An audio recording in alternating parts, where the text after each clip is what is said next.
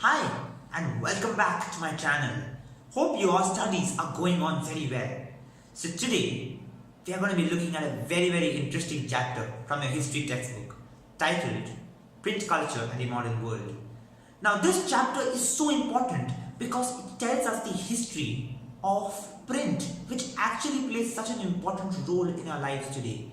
We all read books. You all read the history textbook or whichever textbook you are studying from.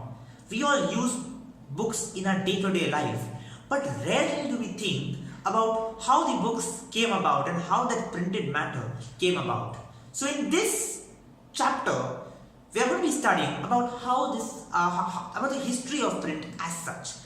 And this chapter is going to be covered in 4 slides, in 4 videos. So in this video, we are going to be covering 2 parts, that is the first printed books and print comes to Europe. In the next video, we are going to be covering 3 parts, the print revolution, the reading mania and the 19th century. Then in the third video, we are going to be covering India and the world of print, religious reforms and public debates. And finally, in the last one, we are going to be covering new forms of publication as well as print and censorship. So it's a big chapter, but it's a very interesting one. So if you haven't hit the subscribe button as yet, do subscribe to my channel and spread the message. Hope you enjoy this explanation that's going to be provided by me. So how did this culture of printing begin? Where did it start off? Now it is said that this culture started off from East Asia in countries like China, Japan and Korea, and hand printing was used. Slowly there was a transition to woodblock printing. Now what is woodblock printing exactly? It basically meant rubbing paper on inked surface of wood blocks. Now these are wooden blocks kept and there's ink spread over it, and you rub paper over that so that whatever is written on the block will automatically get printed on that paper. So that is how wood block printing was done. Now slowly what happened was China began recruiting more number of civil servants. So you required, these examinations were required to recruit those civil servants, and for that reason more candidates came to give those examinations. You required more number of papers, you required more amount of ink, and that is what led to the redundancy of hand printing, and slowly woodblock printing took over.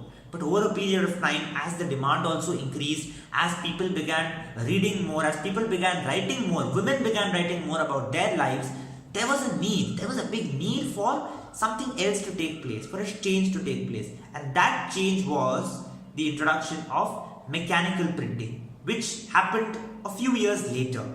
Now in Japan, the first book ever to be printed was called the Diamond Sutra.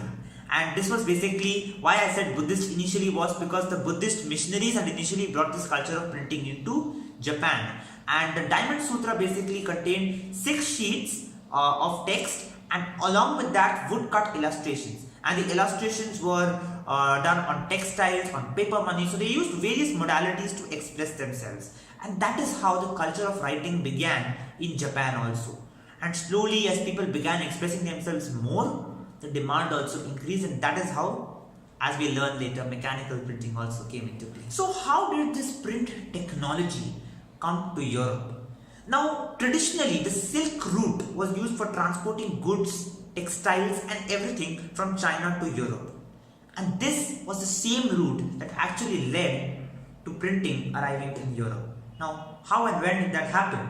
Well, in the 11th century, so the Europeans began producing manuscripts, and these were actually written by scribes who used to basically help in writing the manuscripts. Now in 1295, Marco Polo, a famous Italian explorer, I'm sure you would have heard his name, he came from China, he went there, he roamed around for a little while and then came back and introduced this printing technology, the woodblock printing technology in Europe, and that is in Italy. So the Italians began using the woodblock printing method for producing manuscripts, and that further helped in the process of generating manuscripts faster, because handwritten manuscripts were becoming redundant over a period. What was the reason for handwritten manuscripts suddenly becoming redundant?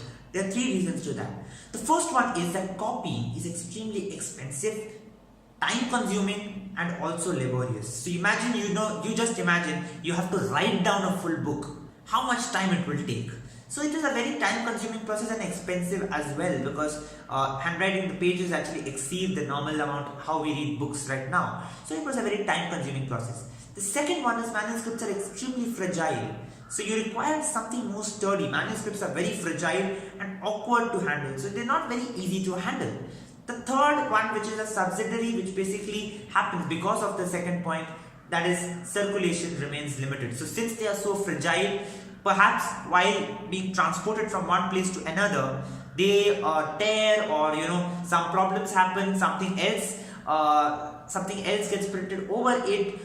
A lot of problems take place during this process of transportation, so the circulation remains limited. So these are the three reasons why manuscripts became redundant over a period of time, and that is what ultimately led to the coming of the woodblock printing and the spread of woodblock printing. But slowly you also required a more faster method. Even woodblock printing took a lot of time, and that is how came one man in the 15th century. His name, Johannes Gutenberg. So Johannes Gutenberg was the son of a merchant. He was German, and since his childhood itself, he worked in the olive and the wine presses.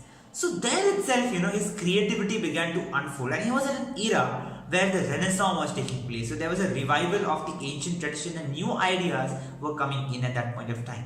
So what happened exactly? Now he began thinking of the mechanical printing press. And how did that happen? He took the model of the olive press to make the model of the printing press. And he also actually became a master goldsmith. So what happened was that he also made a lead mold, to make trinkets. And trinkets, as you all know, were the small, very precious gold pieces and all that. To keep that, you read the molds. So he used that mold to print out the alphabets. Now you all would know the modern keyboards, right, where the alphabets are a little raised.